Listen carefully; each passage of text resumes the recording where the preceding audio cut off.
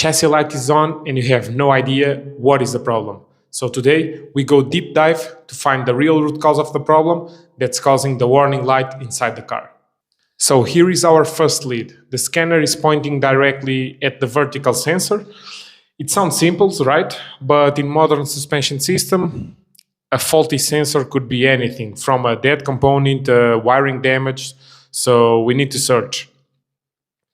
Next step, we look to the map and we can see the electric diagram.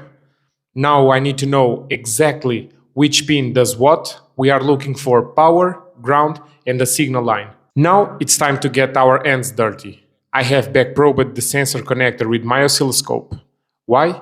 Because a multimeter is too slow to catch the glitches that can trigger these lights inside the car.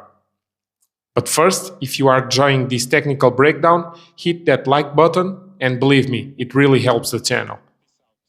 Check this out. At that standing, the signal looks okay. Many mechanics would just stop here and say that the sensor is fine. But experience tells me that some faults only scream when the car is actually moving. To be 100% sure, I have also tapped into the control unit itself. Now with the oscilloscope connected, we went for a drive and look to the signal line.